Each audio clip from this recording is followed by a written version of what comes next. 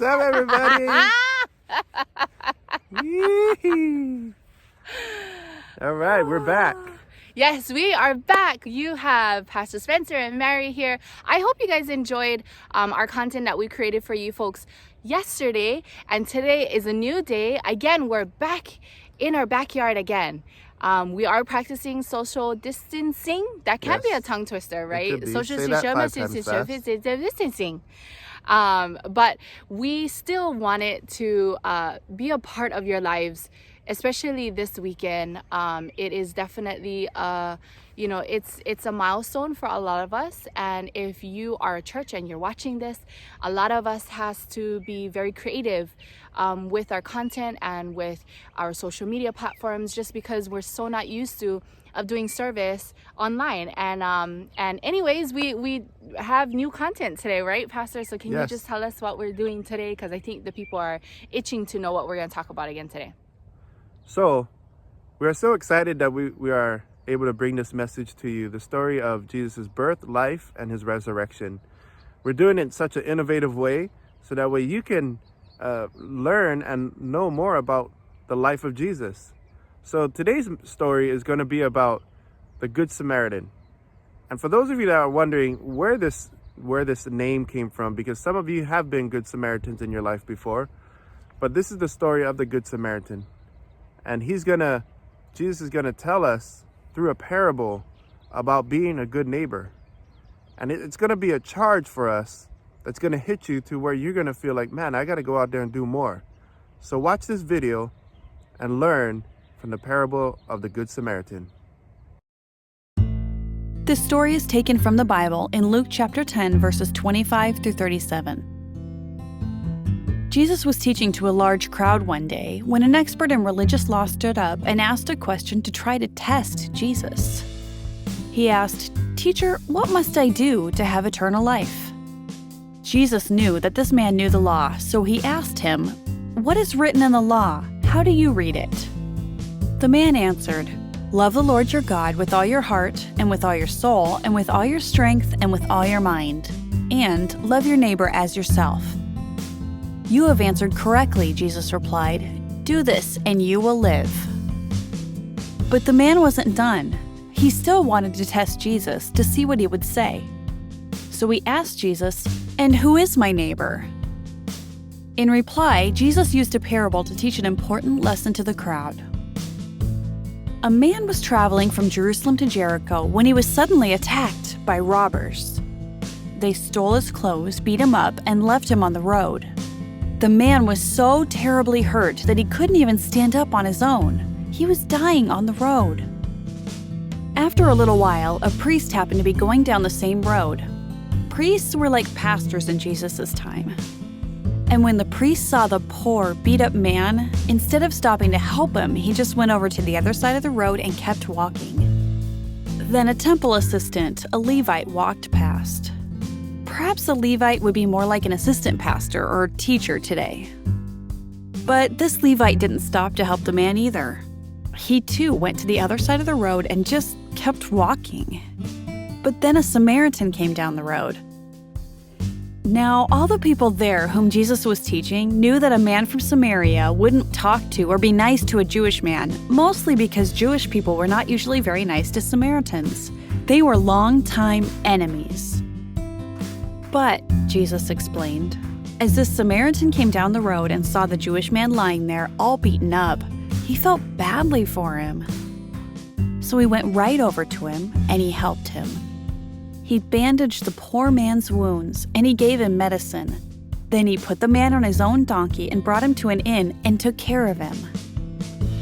The next day, he gave his own money to the innkeeper. "Look after him," he said, "and when I return, I will pay you back for any extra expense you may have." When Jesus finished the story, he looked right at the Jewish law expert and asked, "Which of these three do you think was a neighbor to the man who was beaten up by robbers?"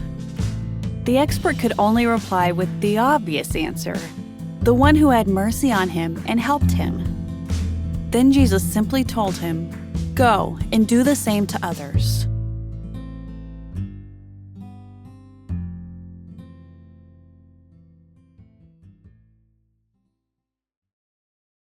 Wow. What a story, huh? Yes. Man, that story really touches my heart, to know about this Good Samaritan. And every single one of us could be that Good Samaritan. And that's the charge that Jesus made. He made to us to say, hey, now you go. You be that neighbor. You be that neighbor, the one that would just love people no matter what their situation. God's love is unconditional for you and I. And we should be reflecting that. So, man, that's definitely a charge for us to take from here right now. So I hope you enjoyed that story of the Good Samaritan.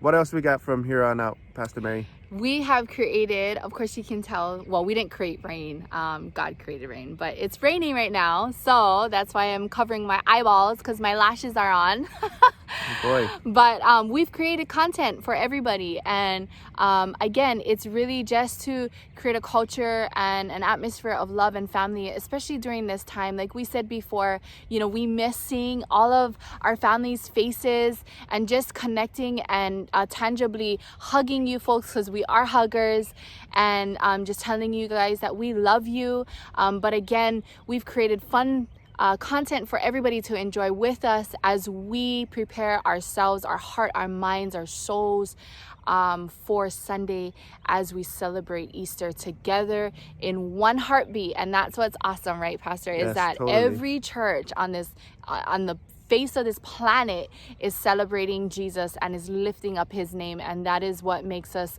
just so excited and chicken skin, right? Chicken skin. And so I hope you guys enjoyed that comic Bible story of the Good Samaritan. It's just a reminder of God's grace. Pastor and I, we have our own story, our own journey, and we definitely have our testimony in regards to God's grace in our life, and it's just amazing. But with all of that, we wanted to close it out with this fun video. Again, have a great week, and we will see you tomorrow. Aloha.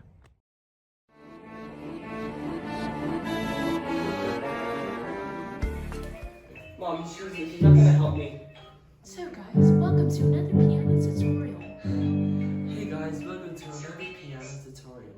I'm gonna teach you guys how to play Graves into Guardians. So first off, we're gonna play the G chord. Right? You can hear my fellow other instrumentalists, my guitarist and my bassist. So first, you're just gonna play your G chord. And you're gonna play it in a rhythmic beat. Then your C chord. Back to the G. C, G,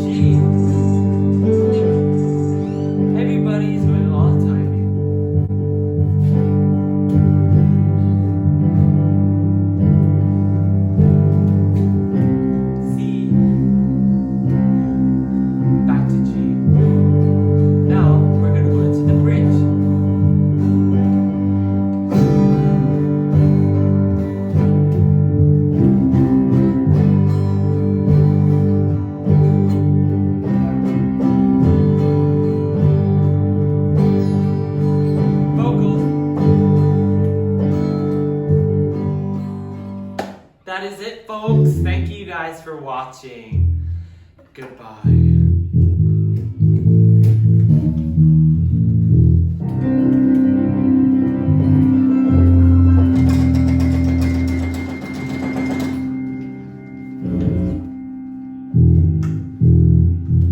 Nobody would tell you for come on wrong time. Yeah, and then what you doing?